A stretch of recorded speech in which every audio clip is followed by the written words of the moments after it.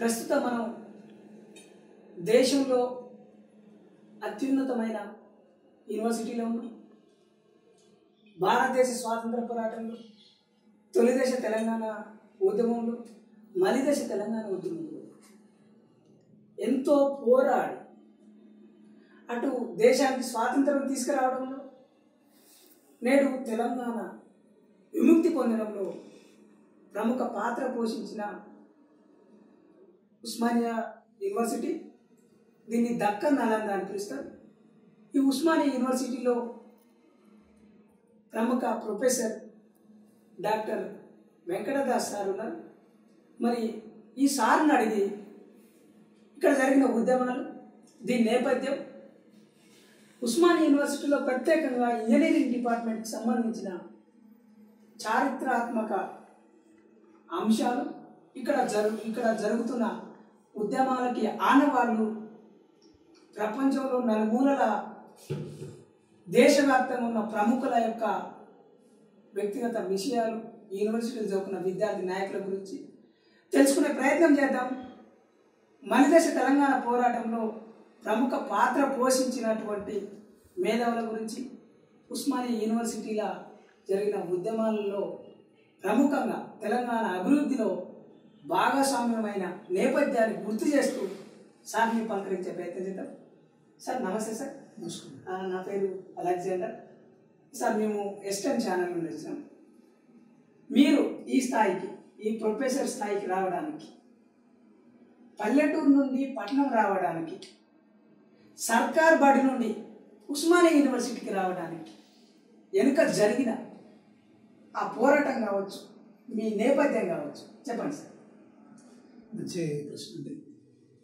మేము ఉస్మానియా యూనివర్సిటీలో నేను 1986లో ఇక్కడ స్టూడెంట్గా ఇదే డిపార్ట్మెంట్లో నేను BE చదవడానికి వచ్చి ఇక్కడ BE కంప్యూటర్ సైన్స్ చదివాను. అది సెకండ్ బ్యాచ్. 85లో BE స్టార్ట్ అయింది. ఫస్ట్ బ్యాచ్ 85 స్టార్ట్ అయితే 86లో సెకండ్ బ్యాచ్ స్టూడెంట్గా నేను జాయిన్ అయ్యాను.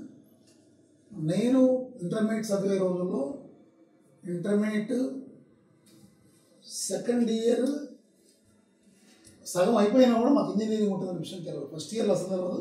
సెకండ్ ఇయర్లో కూడా జనవరి కొడుకు మాకు ఇంజనీరింగ్ ఉంటుందనే విషయం తెలియదు. ఇంటర్మీడియట్ సెకండ్ ఇయర్ ఎగ్జామ్స్ రాసిన తర్వాత నా ఫ్రెండ్స్ కొంతమంది ఇట్లా మనకు ఇంజనీరింగ్ ఉంటుంది, అది చేయాలి, ఎంసెట్ ఉంటుంది, రాయాలని చెప్పి అంటే అప్పుడు అట్లా కృపాకర్ నా మిత్రుడు, చాలా గొప్ప వ్యక్తి, అతను నన్ను ప్రోత్సహించి నన్ను మన దగ్గర నుంచి రాతామని చెప్పేసి ఆ విధంగా నన్ను ఇక్కడ ఇవ్వాలని ఇక్కడ రావడానికి నా మిత్రుడు కృపాకర్ యొక్క ప్రోద్బలం ఉందని చెప్పేసి నేను అతనికి మనస్ఫూర్తిగా నేను కృతజ్ఞత చెప్తున్నాను. Great sir.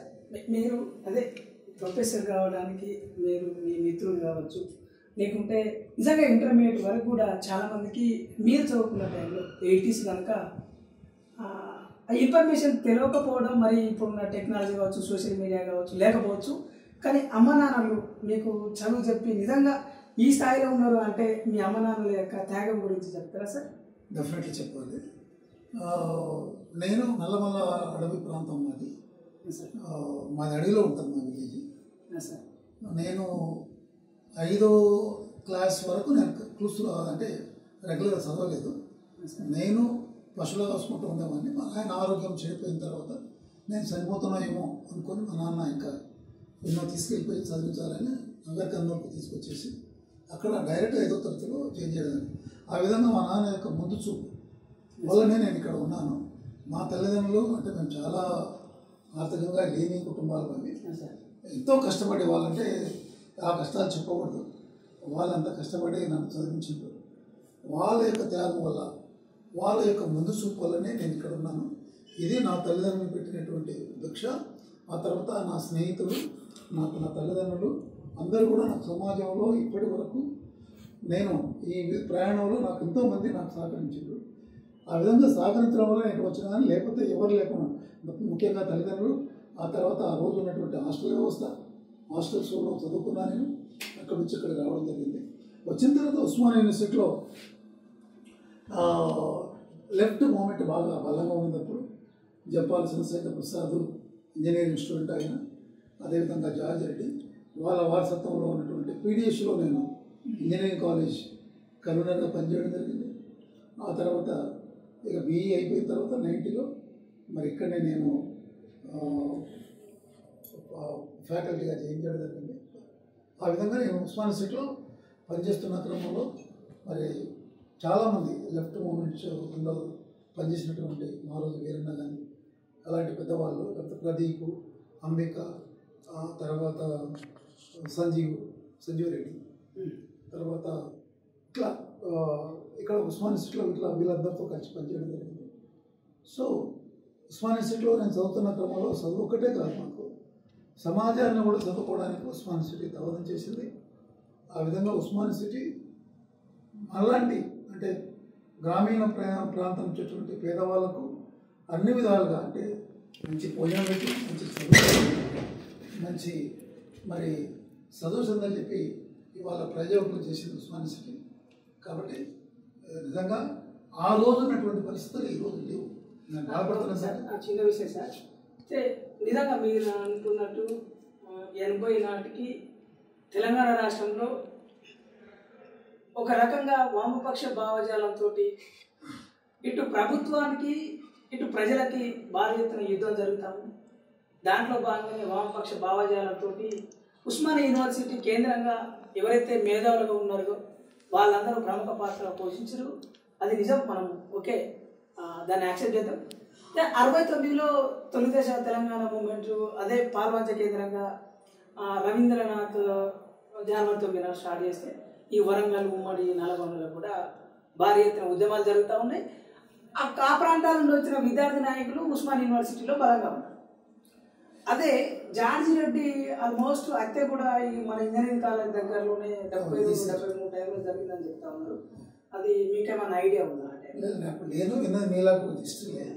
కాకపోతే ఆయన చాలా మెరిటోరియస్ స్టూడెంట్ జార్జి రెడ్డి అంటే వ్యక్తిని చంపుకున్నటువంటి సమాజం తలతో సిగ్గుతో తలదించుకోవాలి. ఎందుకంటే ఆయన గురించి ఒక విషయం చెప్తాను మీకు. TIFR Tata institute of fundamental రీసెర్చ్లో ఆయన ఇంటర్వ్యూకి వెళ్ళాడు బాంబేకు. వెళ్ళినప్పుడు అక్కడ ఉన్నటువంటి ఆ ఇంటర్వ్యూ బోర్డు మెంబర్స్ ఈయన ఇంటర్వ్యూ చేసిన తర్వాత ఈయన మొత్తం బయటకి చదివి చేసిన తర్వాత ఆయన ప్రశ్న అడుగుతారు, మేము మీకు జాబ్ ఇస్తే ఇక్కడ వచ్చి జాయిన్ అవుతామంటే లేదు నేను చేయగాను అంటాడు. ఎందుకు అంటే నేను విప్లవంలో పాల్గొంటాను. అంటే ఆయన ఆ రోజుల్లో ఫిజిక్స్ ఏదైతే ఉందో ఫిజిక్స్లో అక్కడ ఉన్నటువంటి ప్రొఫెసర్స్ సాల్వ్ అయిన ప్రాబ్లమ్స్ జార్జి రెడ్డి సాల్వ్ చేయడం. అంత తెలివైన విద్యార్థి. అంటే ఒక తెలివైన విద్యార్థిని చంపుకున్న సమాజం. అంటే ఇవాళ భారతదేశంలో దురదృష్టం ఏంటంటే అది లెఫ్ట్ భావజాలం కావచ్చు కానీ అటు రైట్ భావజాలం కానీ భావజాల వరకు ఘర్షణ పడాలి కానీ వ్యక్తులను చంపుకునే స్థితికి వెళ్ళడము చాలా తప్పు. అది ఎవరు చేసినా తప్పు. మరి జార్జి రెడ్డిని చంపినటువంటి వాళ్ళు ఒక విద్యార్థిని ఒక జ్ఞానాన్ని చంపింది. అది చంపడం అటువంటిది అది క్షమించరాంది. ఇప్పటికి కూడా మనం అంటే దాడులు జరుగుతున్నాయి. ఇవాళ మతం పేరున కానీ కులం పేరుతో కానీ దాడులు జరుగుతున్నాయి. దేశంలో ఒక ప్రజాస్వామ్యమైనటువంటిది లేదు. దీనికి నేను చదువుకున్న రోజులకు ఇప్పుడు రోజులు చూస్తుంటే ఒక 40 సంవత్సరాల అంటే 35-40 ఏళ్ళు అవుతుంది ఇప్పటికీ నేను చదువుకున్నప్పటికీ. సో అప్పటికి కూడా చూస్తే చాలా బాధిస్తుంది. అంటే సమాజం మరి డెవలప్ అవుతుంది, టెక్నాలజీ వైపు డెవలప్ అవుతుందని మరి కానీ సమాజం వెనక్కి వెళ్తుంది. అంటే మనుషులను ప్రశ్నించే తత్వం లేకుండా పోయింది. అంటే ఏమంటున్నామంటే దేవునికి దండం పెట్టి సరిపోతుంది అనుకుంటున్నారు. దేవునికి దండం పెట్టుడు అనేటువంటిది వ్యక్తిగత విషయం, అది పబ్లిక్ ఇష్యూ చేస్తున్నారు. ఆ దేవుడికి దండం పెట్టేటువంటిది పబ్లిక్ ఇష్యూ చేసేసి దానికోసమే పెద్ద పోరాటాలు చేసి అసలు ఇష్యూస్ని వెనకబట్టిస్తున్నారు. ఇది సమాజానికి మంచిది కాదు. ఇవాళ ఇట్లా కావడానికి మరి ఎవరైతే ఇంటలెక్చువల్స్ అనుకుంటున్నారో ఇంటలెక్చువల్స్ యొక్క అనైక్యత దీనికి కారణము. ఇంటలెక్చువల్స్ కూడా అనైక్యతకి చాలా అదవుతుంది. మనం ప్రపంచ స్థాయిలో మనం ఇప్పటి వరకు 140 కోట్ల మంది ఉంటే మనం ఎన్ని నోబెల్స్ తీసుకొచ్చాం, ఎన్ని నోబెల్ ప్రైజులు మన దగ్గర. అసలు నోబెల్ ప్రైజ్ చాలా 1-2 ఉంటే మనకు అర్థం. అంటే 140 కోట్ల మంది అనేటువంటి సమాజంలో ఒక 4-5 అంటే సివి రామన్ లాంటి వాళ్ళు ఒక 100 మందికి మాత్రమే రావడం అంటే మనం ఎంతో చాలా బాధపడాలి. కాబట్టి మరి ఇవాళ ఇప్పటికైనా కూడా యూత్ను నేను రిక్వెస్ట్ చేస్తున్నాను, మీరు రేషనల్ థింకింగ్ అలవాటు చేసుకోండి, క్వశ్చన్ చేయడం అలవాటు చేసుకోండి. మీరు దేవుణ్ణి నమ్ముతారా, మీరు స్పిరిచువల్గా ఉంటారా, అది మీ యొక్క వ్యక్తిగతము. ఎవరైనా ఏదైనా ప్రశ్నిస్తే ఆ ప్రశ్నకు సమాధానం చెప్పాలి, కానీ ప్రశ్నించడమే తప్పనటువంటి ధోరణి ఏదైతే ఉందో ఓకే సార్, అది చాలా తప్పని చెప్పి. ఓకే సార్, ముందు విషయాల్లో మీరు తెలుసుకునే ముందర కూడా కొన్ని మంచి మంచి క్వశ్చన్స్ ఉన్నాయి, మీ దగ్గర మంచి సమాధానాలు రాబట్టే విధంగా కూడా మా క్వశ్చన్స్ ఉంటాయని చెప్పేసి అనుకుంటున్నాం. అయితే ప్రధానంగా నిజంగా జార్జి రెడ్డి గారు విప్లవం అన్న, మా రోజు వీరన్న విప్లవం అన్న, లేకుంటే ఇదే యూనివర్సిటీలో ఇంజనీరింగ్ జరిగిన గద్దర్ అన్న విప్లవం అన్న. ఇప్పుడు విప్లవం అంటే తుపాకీ పట్టుకొని అడవులకు పోయి యుద్ధం చేయడమేనా, లేకుంటే చదువుకొని సమాజాన్ని మార్చడం, చదువుకొని ప్రజల యొక్క మానసిక స్థితిని మూఢనమ్మకాలని రూపుమాపడం, లేదంటే దేశ అభివృద్ధి పాటుపడడం అనేది విప్లవంగా చూడాలా? అకార్డింగ్ టు మార్క్స్ అయినా ఏంజల్ అయినా ఈ దేశంలో ఈ కమ్యూనిజము, ఈ వామపక్ష భావజాలాన్ని నడిపించినటువంటి, అదేవిధంగా అంబేద్కర్ ఐడియాలజీ, బహుజన్ ఐడియాలజీ, ఈ బుద్ధిస్ట్ ఐడియాలజీ నడిపించినటువంటి ఈ మానసిక స్థితిని ఆ మార్పు తీసుకురావడం అనేది ముఖ్యం. విప్లవం అంటే ప్రధానంగా డెఫినేషన్ ఏంటంటే మార్పు, సడన్ మార్పు. అంటే మార్పు అనేటువంటిది సడన్గా వస్తుంది, దాన్ని విప్లవం ఉంటారు. సో మార్పు కోసం పనిచేయడం దానికోసం అనుకుంటే మనం తుపాకులు పట్టుకొని అడవులోకి వెళితే విప్లవం వస్తుంది అనుకుంటుంది. తుపాకులు పట్టుకొని ఎందుకు వెళ్తారు? తుపాకులను అడవులకు వెళ్తారు అంటే అది గెరిల్లా పోరాటంలో స్ట్రాటజీ. అది గెరిల్లా పోరాటంలో స్ట్రాటజీ అంటే నువ్వు దాడి చేసి, అంటే శత్రుత్వంతో యుద్ధం మొదలైనప్పుడు నువ్వు దాడి చేసి దాక్కోవడానికి అడవులోకి వెళ్తారు. అది గెరిల్లా పోరాటం లక్షణం. అది కానీ ఇవాళ గెరిల్లా పోరాటాలకు ఆస్కారం లేదు. ఎందుకంటే ఇవాళ ప్రజలు ఏదైతే కష్టాలు పనిపిస్తున్నారో ప్రజల్లో ఉంటే ప్రజలు చైతన్యం చేయాలి. ఇవాళ తుపాకీ పట్టుకొని మనం వెళితే ఇవాళ ఉన్నటువంటి సైన్స్ టెక్నాలజీ నుంచి వచ్చినటువంటి అభివృద్ధి ఏదైతే ఉందో, మార్పు ఏదైతే ఉందో, అది నువ్వు ఎక్కడున్నా పట్టుకుంటుంది. రోబో పోయి నువ్వు మనిషి ఎక్కడున్నా అడవిలో ఉన్నా పట్టుకుంటుంది. కాబట్టి తుపాకులు పట్టుకొని పోయి మనం అడవిలో ఉంటామంటే విప్లవం కాదు. విప్లవం అనేటువంటిది మార్పు కోసం పనిచేసే వాళ్ళు, అభ్యుదయంగా పనిచేసే వ్యక్తులు కానీ, కమ్యూనిస్టులు కానీ, అంబేద్కర్స్టులు కానీ ప్రజల్లో ఉండి ప్రజలతో మమేకమయ్యి పనిచేయాల్సిన అవసరం ఉంది. అలా పనిచేస్తేనే సమాజం మారుతుంది. ఇది అలా కాకుండా మేము ఎక్కడన్నా ఉంటామంటే సమాజం మారదు, సమాజం వాళ్ళని పట్టించుకోదు కూడా. సార్, అయితే మన చైనా ఫిలాసఫీ ఏదైతే కోర్ ఫిలాసఫీ ఉందో, మావో గారు ఇచ్చినటువంటి the power flows from the barrel of the gun, తుపాకీ తూటాధార రాజ్యాధికారం అనే దాన్ని ఇండియాలో ఉండే నాయకులు యాక్సెప్ట్ చేయడానికి దానికి గల కారణాలు ఏమున్నాయంటారు? అంటే ఏదైనా ఒక సిద్ధాంతం ఒక ప్రాంతంలో వచ్చినప్పుడు ఆ సిద్ధాంతం అక్కడ స్థానిక పరిస్థితులకు అనుకూలంగా ఒక సిద్ధాంతం, ఒక నినాదం వస్తుంది. అది 1949కి బిఫోర్, అంటే చైనా లోపల విప్లవం 1949లో అంటే ప్రభుత్వం వస్తుంది. అంతకంటే ముందు తెచ్చినటువంటి స్లోగన్ ఇది. అంటే అప్పుడు రాచరిక వ్యవస్థ, అప్పుడు ఇంత టెక్నాలజీ లేదు. కాబట్టి రాచరిక వ్యవస్థలో రాజును రాజ్యాన్ని ఎదుర్కోవాలంటే అక్కడ ఉన్నటువంటి రైతాంగం కానీ, అక్కడ ఉన్నటువంటి విప్లవశక్తులు కానీ తుపాకీ పట్టుకున్నాం. ఇవాళ మనం ప్రజాస్వామ్యాలకు వచ్చినాం. ప్రజాస్వామ్యంలో ఒక నియంత, రాజు లాంటి నియంత లేడు. కాబట్టి ఇవాళ నువ్వు తుపాకీ పట్టుకుంటుంటే తుపాకీ పట్టుకోవడమే తప్పని చెప్పేసి రాజ్యం ఉంటుంది, రాజ్యాంగం ఉంటుంది. రాజ్యాంగం గౌరవిస్తూ రాజ్యాంగంలో ఉన్నటువంటి రక్షణలు తీసుకొని మనం యుద్ధము కానీ లేకపోతే ఒక మార్పు ప్రజలంతుంటే ప్రజలు పట్టుకున్నారు. ఇవాళ నువ్వు ఒక సైన్యం వచ్చి పనిచేయాలంటే దానికి ఎంతో సిస్టమ్ ఉంటుంది. పార్లమెంట్లో కానీ, అసెంబ్లీలో కానీ తీర్మానాలు పెట్టుకొని, లేకపోతే అది ప్రజలకు ప్రభుత్వాలు ఆమోదిస్తూనే వస్తారు. కానీ ఒక వ్యక్తి చెప్తే రాదు కదా ఒక రాజ్యం. కాబట్టి మనం తుపాకులు పట్టుకునే పరిస్థితి అవసరం లేదు మనకు. Exact sir. ఇప్పుడు అంబేద్కర్ మూమెంట్ చూస్తే కదా మనకు అంబేద్కర్ మూమెంట్ చూస్తే కదా, కాన్సీరామ్ మూమెంట్ చూస్తే కదా, వాళ్ళు తుపాకీ లేకుండా మార్పు తీసుకొచ్చారు కదా. ఎగ్జాక్ట్లీ. గన్ అవసరం లేదు, పెళ్లితోటి కూడా సమాజాన్ని మార్చవచ్చు అని నిరూపించిన వ్యక్తులు, మేధావులు. అయితే మరి ఒక సైడు మూఢనమ్మకాలని, లేకుంటే యజ్ఞాలు యాగాల పేరుతోటి కూడా ఒక మూఢత్వాన్ని, మౌఢ్యాన్ని అమాయకులైన ప్రజల మీద నూరిపోస్తున్న ఆ తతంగం, అదంతా ఒక సైడ్. ఇంకో సైడు నిజంగా సమాజాన్ని రక్షించాల్సిన అవసరము, ప్రజలను చైతన్యం చేయాల్సిన అవసరము, ప్రతి గూడాల్లో, ప్రతి కొండల్లో, కోణంలో ఉన్న ప్రజలకు కూడా కొంచెం అభివృద్ధి కల్పించడంలో, వాళ్ళకి విద్య, వైద్యం, ఆరోగ్యం, అవస్థాపన సౌకర్యాలు కల్పించడంలో కూడా మార్క్స్ తీసుకొచ్చినటువంటి మార్పు కూడా గొప్పది, అంబేద్కర్ గారు తీసుకొచ్చిన మార్పు కూడా గొప్పది, అదేవిధంగా బుద్ధుడి సిద్ధాంతాలు కూడా గొప్పవి. అయినప్పటికీ మార్క్స్ రాసినటువంటి జర్మన్ ఐడియాలజీ కావచ్చు, ది దాస్ క్యాపిటల్ కావచ్చు, ది పావర్టీ ఆఫ్ ఫిలాసఫీ కావచ్చు, ఈ పుస్తకాల గురించి చెప్పకుండా, ఆ ప్రస్తావన గురించి చెప్పకుండా ఏదైతే ఏంగెల్స్ రాసిన ది మదర్, అమ్మ అనే పుస్తకం, దాన్నే ప్రధాన శీర్షిక చెప్పడం, దానివల్ల కొంచెం నష్టం కదా ప్రజలకి. ఇప్పుడు తెలంగాణ సాయుధ పోరాటం జరిగింది. తెలంగాణ సాయుధ పోరాటం రూప మార్గంలో నడిచింది. అదేవిధంగా ప్యారలల్గా చైనా కూడా అప్పుడే లిబరేట్ అయింది.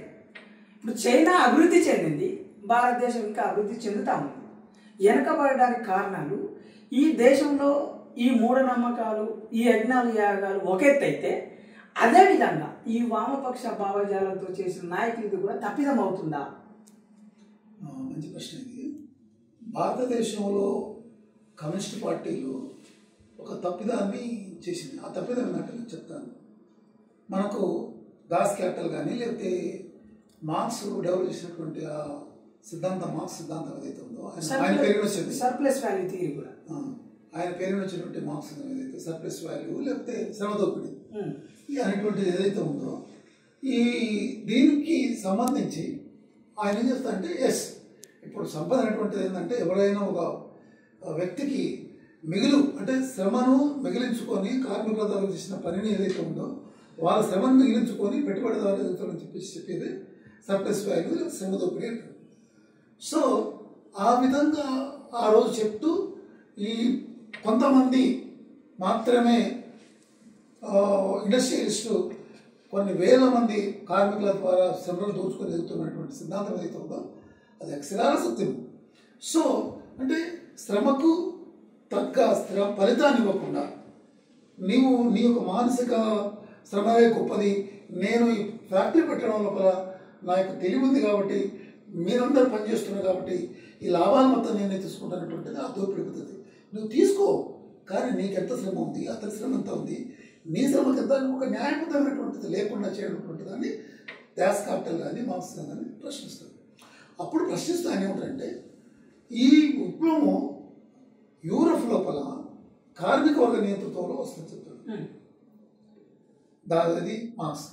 కానీ అది యూరప్లో కాకుండా రష్యా అటు అది ఏషియా ప్లస్ యూరప్ రెండింటిలో కలిసిపోతుంది, అక్కడ వచ్చింది. అది కార్మికులే కాదు, కార్మికులు కర్షకులు రెండు కలిసి వచ్చింది, రెండు కలిసి పాల్గొంటే అక్కడ వచ్చింది. సో మార్క్స్ చెప్పినట్లు యాజ్ ఇట్ ఈస్గా లెనిన్ రష్యాలో ఇంప్లిమెంట్ చేయలేదు. ఎందుకంటే ఆయన ఒక తీరు చెప్పిండు. మార్క్స్ ఏమిటంటే నేను ఈ రోజు ఉన్నటువంటి కాలమాన పరిస్థితులకు నేను ఒక సిద్ధాంతం చెప్తున్నాను, ఇది సైన్సు, ఈ సైన్స్ పిడివాదం కాదు, ఇది మారుతుంటుంది చెప్తాడు, ఎప్పుడు మారుతుంటుంది చెప్తాడు. అదే అక్కడనే మార్క్స్ గొప్పతనం. ఇది చెప్పినట్లే ఉండదు అంటాడు, ఇది మారుతుంది చెప్తాడు. కాకపోతే ఏంటంటే ప్రిడిక్షన్ ఇట్లా ఇస్తాడు ఆయన. ఆయన ప్రిడిక్షన్ తప్పు కానీ సిద్ధాంతం తప్పు కాదు. సో అక్కడ వచ్చిన తర్వాత రష్యాలో జరిగినటువంటి విప్లవం తర్వాత 1970 జరిగిన తర్వాత మనకు చైనాలోకి వచ్చే వరకు కార్మికులు కాదు కర్షకులు, అంటే రైతాంగం ద్వారా పోరాటం సక్సెస్ అవుతుంది. అక్కడ కార్మికులు కర్షకులు, ఇక్కడ రైతాంగం.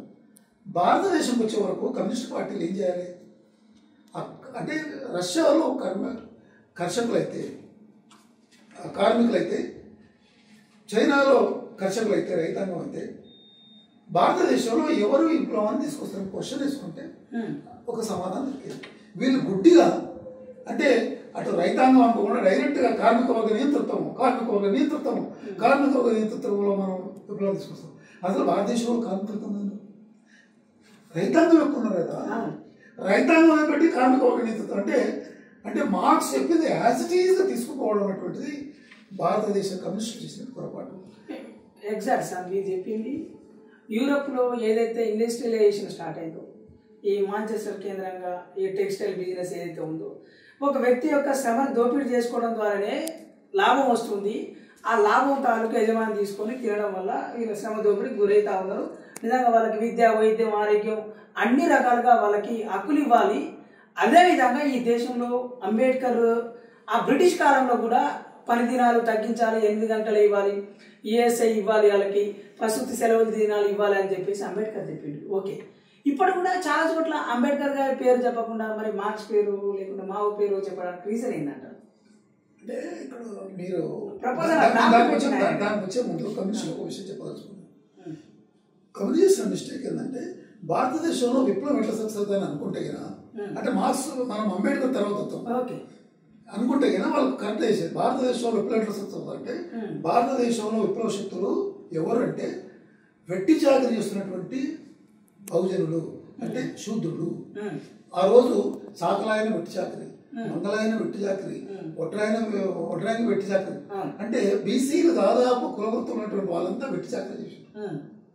అంటే చాకలి నేను చూసిన చాకలి, మా ఊళ్ళో చాకలం అయితే బట్టలు ఉతికిన తర్వాత బట్టలు ఉతికి మళ్ళీ వచ్చేసి చెప్పు కొట్టి ఆడుకునేది, పనిచేసి చెప్పు కొట్టి ఆడుకునేది. అంత దారుణమైన పరిస్థితి, అంటే ఇంత దారుణమైన పరిస్థితి అంటే వెట్టి చాకరీ ఉన్నది ఆ రోజు. అదేవిధంగా ఇక ఎస్సీలు దోపిడీ, శ్రమ దోపిడీ, కుల దోపిడీ.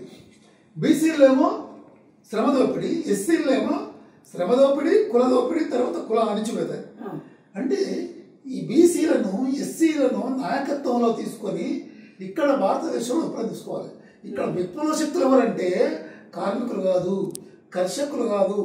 భారతదేశంలో విప్లవ శక్తులు ఎస్సీలు, తర్వాత బీసీలు, తర్వాత ఎస్టీలు, లంబాడీలు కానీ లేకపోతే అడవిలో ఉన్నటువంటి చెంచులు కానీ, వీళ్ళు విప్లవ శక్తులు. వీళ్ళ నాయకత్వంలో, వీళ్ళ కార్మిక వర్గ నేతృత్వం అన్నారు కదా, వీళ్ళ నియంతృత్వంలో, వీళ్ళ నాయకత్వంలో విప్లవం చేయాలి. వీళ్ళనే మన నాయకులు పెట్టాలి, వీళ్ళనే మన పొలిటి బ్యూరోలు పెట్టుకోవాలి, వీళ్ళు చెప్పినట్లు వినాలన్నటువంటి కమ్యూనిస్ట్ పార్టీ అనుకుంటే దేశానికి గతిచ్చేది కాదు.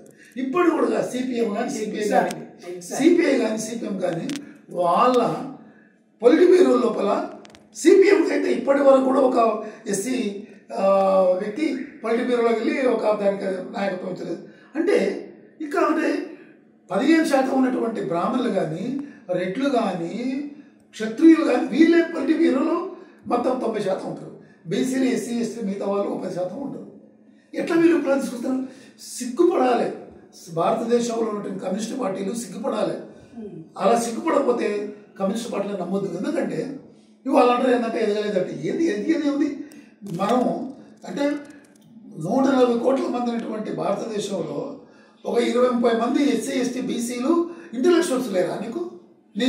నీ యొక్క పొలిటికల్ నింపుకోవడానికి అది చాలా బ్లండర్, చాలా తప్పు. వాళ్ళ మాట మీరు చెప్పింది ఎగ్జాక్ట్లీ నిజం. ఎట్లా అంటే ఇంకా బృందాకారంతో, ప్రకాష్ కారంతో, సీతారాం యేచూరు, లేకుంటే ఇక్కడ ఉన్న నారాయణను, లేకుంటే మన తమ్మినేని వీరభద్రం గారు, వీళ్ళ చేతుల్లోనే ఇంకా పార్టీ పగ్గాలు కావచ్చు, వాళ్ళ సెంట్రల్ కమిటీ కావచ్చు, ఈవెన్ కరపత్రాలలో ఏమేమి రాయాలి పొల్లు పోకుండా అక్షరాలు రాసే దగ్గర కూడా వాళ్ళు ఉంటారు. ఈ గన్నులు పట్టే దగ్గర, ప్రాణాలు అర్పించే దగ్గర, నిజంగా ఊర్లలో గోరులకి రంగేసుకోవడానికి కూడా డబ్బులు లేక బీదరికంలో ఉన్న కమ్యూనిజం ఫ్యామిలీ నీతిగా, నిజాయితీగా అడవులలో ఉండి ఫ్యూడల్స్కి వ్యతిరేకంగా, పెట్టుబడిదారులకు వ్యతిరేకంగా, అదే భూస్వాములకు వ్యతిరేకంగా యుద్ధం చేసి ప్రాణాలు అర్పించిన వాళ్ళు త్యాగ జీవులు చాలా మంది ఉన్నారు అని చెప్పేసి సార్ భావనలో తెలుస్తూ ఉంది. అదే విషయానికి వస్తే మరి కమ్యూనిజంలో కుల మూలంగానే గద్దరు, లేకుంటే ఎవరైతే మన ఇప్పుడు కొల్లూరు చిరంజీవి సార్ లాంటి వాళ్ళు, కంచేలే లాంటి కేజీ సత్యమూర్తి లాంటి వాళ్ళు, వీళ్ళందరూ బయటికి రావడానికి రీజనే కులం అనేది కదా. అడవులలో కూడా కులం ఉన్నది, అన్నలలో కూడా కులం ఉన్నది, కమ్యూనిజంలో కూడా ఒక క్యాస్ట్ ఉన్నది. ఇండియా అంటేనే క్యాస్ట్, క్యాస్ట్ అంటేనే ఇండియా, కమ్యూనిజం అంటే కూడా క్యాస్ట్ ఉన్నది అన్న విషయాన్ని వాళ్ళు గుర్తించే బయటకు వచ్చిన అనేది వాస్తవమా అవాస్తవమా? వాస్తవమే. ఇప్పుడు మీరు అడిగే ప్రశ్నకు ఇక్కడ నన్ను కొద్దిగా మాట్లాడినవ్వండి. నేను అనేది ఏంటంటే ఇవాళ కమ్యూనిస్ట్ పార్టీ లోపల అంటే ప్రజాస్వామ్యం, అంతర్గత ప్రజాస్వామ్యం అనేటువంటిది నువ్వు కమ్యూనిస్ట్ పార్టీలో కూడా ప్రజాస్వామ్యం ఉండవలసింది. అంటే నియంతృత్వం ఎవరిపైన ఉండాలి? శత్రుపైన నియంతృత్వం ఉండాలి కమ్యూనిస్ట్ ఫిలాసఫీ ప్రకారం. ఎందుకంటే వాడు కుట్రలు చేస్తాడు నీ పైన, కాబట్టి శత్రుపైన నీ నియంతృత్వం పెట్టుకో. కానీ నువ్వు అంతర్గతంగా నీ కాన్ఫిడెన్స్, నువ్వు ఎవరైతే పనిచేస్తున్నావో వాళ్ళని కలుపుకోవాలి కదా. ఇవాళ నేను ఒకటే అంటున్నా, సిపిఐ, సిపిఎం లాంటి పార్టీలకు నేను చూసేసి, ఎందుకంటే నక్సలైట్లకు మనం చెప్పలేము, ఎందుకంటే వాళ్ళు తుప్పులు పట్టుకొని తుపాకులు పట్టుకొని అడవులో ఉన్నారు. వాళ్ళు వాళ్ళు వాళ్ళు వచ్చి ఏం చేస్తారో మనకు తెలియదు. వాళ్ళు ప్రజలతో దూరంగా ఉన్నారు. ఇప్పుడు ప్రజలతో ఉన్నటువంటి సిపిఎం సిపిఎం పార్టీలకు, ఎంసీపీ లాంటి పార్టీలకు నేను చెప్పేది ఏంటంటే, ప్రధానంగా సిపిఐకి సిపిఎం చెప్పేది ఏంటంటే, మీరు మీ పొలిట్ బ్యూరోను 90% పొలిట్ బ్యూరో సభ్యుల్ని లేకపోతే 80% పొలిట్ బ్యూరో సభ్యుల్ని ఎస్సీ, ఎస్టీ, బీసీ, మైనారిటీలతో నింపేయండి. మీరు తర్వాత మీలో ఇంటలెక్చువల్స్ ఉంటాయి, అడ్వైజరీ బోర్డు ఉంటాయండి. మీరు ఎంత ఇంటలెక్చువల్స్ వచ్చేసి ఒక అడ్వైజరీ బోర్డు పెట్టుకోండి. మీరంతా మీరు అంటే మీరు నిజంగా కొంతమంది బాగా చదవచ్చు, నేను కాదట్లేను. అంటే అగ్రవర్ణాల్లో ఉన్నటువంటి వాళ్ళు ఇప్పుడు రంగనాయక ఉంది, రంగనాయకమ్మ, అలా కొంతమంది సీతారామ ఇచ్చి ఉన్నారు, బృందకారత ఉన్నారు. వాళ్ళు చదువుకున్నారు, నేను కాదట్లేను. మీరు అడ్వైజరీ బోర్డులో ఉండండి అయ్యా. మీరు అడ్వైజరీ బోర్డులో ఉండండి. వీళ్లకు యాక్చువల్ పథకాలు అప్పచెప్పండి. మీరు పెద్ద అవసరంలో కూర్చోండి. మీరు సిద్ధాంతం చర్చ చేయండి. సిద్ధాంతం వల్ల తప్పు పోతే క్లాసులు ఇవ్వండి. కానీ మీరే పగ్గాలు తీసుకోవద్దు. పగ్గాలు తీసుకునేది వరకంటే వీళ్ళకి పగ్గాలు చెప్పండి. అక్కడ పెడితే ఏంటంటే పాలసీస్ వీళ్ళు నిర్ణయం చేయాలి. ఓటు వీళ్ళ నిర్ణయాలు వీళ్ళు తీసుకోవాలి. మీరు దాదాపు 100 బీజేపీకి సంబంధించినటువంటి ఆర్ఎస్ఎస్ ఏర్పడింది. మరి ఆర్ఎస్ఎస్ వాళ్ళు ఇవాళ బీజేపీ వాళ్ళు ప్రభుత్వంకి వచ్చిండ్రు. మనకు 100 సంవత్సరాలు అయింది. మీరు ఎక్కడున్నారు? మీరు చాలా తెలివి వాళ్ళ కమ్యూనిస్టులు, మీరు చాలా తెలివైన వాళ్ళు, చాలా గొప్ప వాళ్ళు. మరి గొప్ప వాళ్ళు ఎక్కడ ఉన్నారు? కాబట్టి మీ గొప్పతనం ఏంటంటే, మీరు ఎవరైతే నాయకత్వం వహించాలో, ఎవరికైతే అవసరం ఉందో వాళ్ళని మీరు ముందర పెట్టలేదు. వాళ్ళని మీరు కూలీలుగా చూసారు. వాళ్ళు మీ కింద చెప్పులు మోయడానికి ఉపయోగించుకున్నారు. వాళ్ళు మీ కింద రంగులు వేయడానికి, జెండాలు మోయడానికి పెట్టారు. కానీ వాళ్ళకు నాయకత్వం అప్పచెప్పలేదు. ఇప్పటికైనా మీరు అప్పచెప్తే భారతదేశం బాగుపడతారు. లేకపోతే మనం బీజేపీని తిట్టాల్సిన అవసరం లేదు. బీజేపీని ఎందుకు తిట్టాలి? మీరు ఫెయిల్ అయిన తర్వాత 1952 ఎలక్షన్స్లో దేశమంతంలో బీజేపీకి ఎన్ని సీట్లు వచ్చినాయి? కమ్యూనిస్టులకు ఎన్ని సీట్లు వచ్చినాయి? ఆ రోజు కమ్యూనిస్టులకు ఎన్ని సీట్లు వచ్చినాయి? ఎన్ని ఎంపీలు వచ్చినాయి? ఎన్ని ఎమ్మెల్యేలు వచ్చినాయి?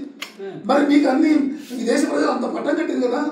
మీరు చాతకంతరము, మీరు ప్రజాస్వామ్యాన్ని బేస్ చేసుకొని కమ్యూనిస్టాన్ని మారుతున్న పరిస్థితులకు అనుభవించడం లోపల ఫెయిల్ అయింది. కాబట్టి ఇవాళ బీజేపీ వచ్చింది.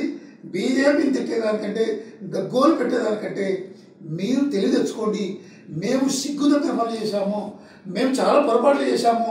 వెంటనే మేము మా యొక్క పొలిట్ బ్యూరోను 85% భారతదేశ ప్రజాస్వామ్యం సూత్ర ప్రకారం, భారతదేశ డెమోక్రటిక్ ప్రిన్సిపల్ ప్రకారము మా యొక్క ఎగ్జిక్యూటివ్ బాడీస్ ఏవైతే ఉన్నాయో, పొలిట్ బ్యూరోలు కానీ స్టేట్ కమిటీలు కానీ 85% ఈ బహుజనంతో నింపుతాము. వాళ్ళ నాయకత్వంలో ముందుకెళ్తాము. వాళ్ళ ముందు పెట్టండి. మీరు అడ్వైజర్, మీ ఇంటలెక్చువాలిటీ ఏమైనా ఉంటే, మీరంత తెలుగులో అయితే మీ 15% మీరు ఉండండి. ఇంకా ఎక్కువ ఉంటే మీరు అడ్వైజర్ బోర్డులో ఉండండి. దీన్ని సిద్ధాంతాన్ని డెవలప్ చేయండి. నిజంగా మీరు అప్పుడు కింద ఉండి పనిచేస్తే ప్రజలు మిమ్మల్ని నమ్ముతారు. ప్రజలు నిజాయితీగా మీరు పనిచేస్తే ప్రజలు మీ ఇంటికి వస్తారు. ఇది నేను కమిషన్ సార్. అయితే మీరు చెప్తున్నది జనాభా దామాష ప్రకారం 85% ఉన్న ఎస్సీ, ఎస్టీ, బీసీ, మైనారిటీ ప్రజలు ఎవరైతే ఉన్నారో వాళ్ళకి పూర్తిగా అధికారం కావచ్చు. మీ పొలిటికల్ బ్యూరో ఏదైతే ఉందో దాంట్లో అవకాశం కనిపించని అంటా ఉన్నాం. కానీ అంబేద్కర్ గారు, బాబాసాహెబ్ అంబేద్కర్ గారు, ఈ దేశంలో కమ్యూనిజం అనేది సక్సెస్ కాదు. మీరు ఏ గడప తట్టినా కూడా ఆ గడప దగ్గర కులం అనేది ఎదురు చూస్తూ ఉంటుంది. ఆ కులాన్ని దాటుకొని పోతే కనుక వర్గ పోరాటం అనేది సక్సెస్ కాదన్న విషయం ఏదైతే చెప్పిందో అది ఇంకా నడుస్తూ ఉన్నది అనిపిస్తుంది. కానీ ఇక్కడ తెలంగాణ సాయుధ పోరాటంలో ప్రధానంగా మనకు కనపడ్డది ఏంటంటే, ఎవరైతే భూస్వాములు ఉన్నారో వాళ్ళే విప్లవాన్ని లేవదీశారు. ఎవరైతే అగ్రవర్ణాలకు సంబంధించిన ఎవరైతే ఆర్థికంగా బాగా ఉన్నారో వాళ్ళే ఈ తెలుగు రాష్ట్రాల్లో, సౌత్ ఇండియాలో, ఈ దేశంలో కమ్యూనిజాన్ని, వామపక్ష భావజాలను నింపడంలో వాళ్ళే ఉన్నారు. మరి పుచ్చలపల్లి సుందరయ్యకి 100 ఎకరాలు ఉన్నాయి. అదే ఇప్పుడు జన్నారెడ్డి ప్రతాప్ రెడ్డికి, అదేవిధంగా ఇప్పుడు మనుస్వరాజ్యం వాళ్ళన్న భీమిరెడ్డి నరసింహారెడ్డి, వీళ్ళందరూ నిజానికి భూస్వామ్య వర్గానికి చెందిన కుటుంబాలకు సంబంధించిన వాళ్ళు. మరి ఈ రావినారాయణ రెడ్డి గారు వీళ్ళందరినీ ఇప్పుడు ఏ విధంగా చూడాలి? ఇప్పుడు నాయకులు వాళ్ళే ఉన్నారు, భూస్వాములు కూడా ఆ వర్గాలకు సంబంధించిన వాళ్ళే ఉన్నారు.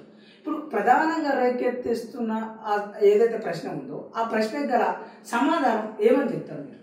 అంటే భూస్వాములు వాళ్ళే ఉన్నారు, ఇంటలెక్చువల్స్ కూడా వాళ్ళే ఉన్నారంటే అది న్యాచురల్. ఎందుకంటే మనకు 1947 బిఫోర్ స్వాతంత్ర కాలం లోపల భారతదేశంలో ఉన్నటువంటి ఎవరైతే ఈ భూస్వాములు ఉన్నారో, పెట్టుబడిదారులు ఉన్నారో వీళ్ళే స్వతంత్రంగా వాళ్ళని కొట్లాడారు. వాళ్ళ వెనుక ప్రజలు వెళ్ళిండ్రు. న్యాచురల్గా ఒక పోరాటం జరుగుతున్నప్పుడు అప్పుడున్నటువంటి శక్తులు, అభ్యుదయ శక్తులు ఎవరైతే వస్తారు ఎక్కడి నుంచి వస్తారు? ఆ వర్గాల నుంచి వస్తారు. మరి వాళ్ళని నేను వాళ్ళ త్యాగాన్ని తక్కువ ఇస్తలేను, కానీ వాళ్ళ సిద్ధాంతాన్ని అమలు చేయడంలో మార్క్సిజాన్ని అర్థం చేసుకోవడం వల్ల వాళ్ళు ఫెయిల్ అయ్యారు. మీరు ఒక మాట అన్నారు, మరి అంబేద్కర్ కూడా కమ్యూనిజం రైట్ కాదన్నాడు. ఎందుకు కాదన్నాడంటే ఆయన వీళ్ళు చేసే పద్ధతి ఏదైతే ఉందో భారతదేశంలో కమ్యూనిస్టులు సిద్ధాంతాన్ని ఆయన తప్పట్లేదు. అంటే సిద్ధాంతంలో కొన్ని విభేదాలు ఉన్నాయి, నాకు ఏ సిద్ధాంతం పర్ఫెక్ట్ కాదు, కొన్ని విభేదాలు ఉన్నాయి. ఏదైతే విభేదాలనో ఏదైతే సరి చేసుకోవాలో సరి చేసుకోవాలి. ఆయన కొన్నింటిని లేవనెత్తిండు అంబేద్కర్. కమ్యూనిస్ట్ పార్టీలో ఉన్నటువంటి సిద్ధాంతపరమైన లోపాలను ఆయన లేవనెత్తిండు, వాటిని సరి చేసుకోమని చెప్పిండు. దాని అర్థం. రెండవది ఏంటంటే ఇవాళ అంబేద్కర్ ఏదైతే ప్రజాస్వామ్యం తీసుకున్నాడో రైట్, ఆయన ప్రజాస్వామ్యం తీసుకోవడమే రైటు. ఆ ప్రజాస్వామ్యాన్ని మనము ఇవాళ అంబేద్కర్ రాసిన రాజ్యాంగం తీసుకొని ఆ ప్రజాస్వామ్యం తీసుకొని మార్క్స్ ఐడియాలు తీసుకొని రెండూ మిళితం చేసుకొని ఇవాళ మనం ముందుకు వెళ్ళవలసిన అవసరం ఉంది. ఎందుకంటే ఎందుకు వెళ్ళాలంటే ఇప్పుడు అంటే ఇప్పుడు అంబేద్కరిస్టులు కూడా అంటే మనకు నార్త్ ఇండియాలో కాంచీరామ్ నాయకత్వంలో అంబేద్కరిస్టులు పవర్లోకి వచ్చారు. మరి మళ్ళీ కొద్దిగా వెనక్కి వెళ్ళడం జరిగింది. నార్త్ ఇండియాలో అది జరిగింది. సౌత్ ఇండియాకి వచ్చే వరకు సౌత్ ఇండియాలో అంబేద్కర్ ఎక్స్పెరిమెంట్, కాంచీరామ్ ఎక్స్పెరిమెంట్ ఇంకా సక్సెస్ కాలేదు. దానికి కొన్ని ప్రయత్నాలు జరుగుతున్నాయి. ఏది ఏమైనా కూడా ఈ శక్తులు ఏవైతే ఉన్నారో కలిసి పనిచేయవలసిన అవసరం ఉంది. అంటే ఇవాళ మనకు అంటే అగ్రవర్ణాల్లో ఉన్నటువంటి ఎవరైతే అభ్యుదయ వ్యక్తులు ఉన్నారో వాళ్ళు డైరెక్ట్ కమ్యూనిస్ట్ అంటే అంబేద్కర్ మూవ్మెంట్లో వచ్చి పనిచేయలేకపోవచ్చు. ఇప్పుడు వాళ్ళ చాలా మంది మంచి వాళ్ళు ఉంటారు, మన మంచి వాళ్ళు లేరు అని అనలేదు, వాళ్ళకి రాలేదు కాబట్టి వాళ్ళకు ప్లాట్ఫామ్ ఉంది, ఉండని అందరూ పనిచేయండి, నేను కమ్యూనిస్ట్ పార్టీలో పనిచేసేయండి, కానీ మీరు వీళ్ళతో కలవాలి. ఓకే సార్, ఇప్పుడు లాల్ నీళ్ళు అన్నట్టు లాల్ నీళ్ళు కలిసి బహుజన్ లెఫ్ట్ ఫ్రంట్ అని చెప్పేసి ఇప్పుడు గద్దర్ కావచ్చు, లేకుంటే తమ్మినేని వీరభద్రం కావచ్చు, వీళ్ళందరూ కలిసి ఒక ఆల్రెడీ 2018 పనిచేశారు. అంటే ఇప్పుడు తెలంగాణ వచ్చిన తర్వాత వీళ్ళు కూడా ఒక ఫార్ములాని స్ట్రాటజీ ప్లే చేశారు. కానీ అక్కడ కూడా సక్సెస్ కాలేకపోవడానికి కూడా చాలా కారణాలు ఉన్నాయి. కొత్తగా ఏర్పడ్డ రాష్ట్రం, కొంతమంది కాంగ్రెస్లో, కొంతమంది బీఆర్ఎస్లో, కొంతమంది ఇక వేరే ఇతర పార్టీలలో ఉండడం, వాళ్ళు చీలికగా ఉండడం సక్సెస్ కాలేదు. కానీ ఇంకా సక్సెస్ అయితే దాన్ని నమ్ముతా ఉన్నారా? అంటే బహుజన్ లెఫ్ట్ ఫ్రంట్ ఆ రోజు ఫెయిల్ అయిందా దానికంటే అది పుట్టి 2-3 నెలలు 5-6 నెలలు కాలేదు, అప్పుడు ఎలక్షన్స్ వచ్చింది. ఓకే, కాబట్టి నువ్వు ఒక 5-6 నెలల్లో ఫలితాలు రావాలి, పవర్లోకి రావాలి, లేకపోతే ఓట్లు రావాలనుకోవడం మన అత్యాశ. అదే Bahujan left front CPM party చేసిన మిస్టేక్ ఏంటంటే ఆ లెఫ్ట్ ఫ్రంట్కు అది నాయకత్వం వహించింది. అది అట్లే ఉంటే ఇవాళ 2024 ఎలక్షన్స్లో, మన జరిగిన ఎలక్షన్స్లో సిపిఎం పార్టీ ఇక్కడ బహుజన్ లెఫ్ట్ ఫ్రంట్ నాయకత్వంలో ఇవాళ ప్రభుత్వంలోకి వచ్చింది. అంటే సిపిఎం పార్టీకి అందుకోసం సిపిఎం పార్టీ పైన ఒక డౌట్ ఉంది మాకు.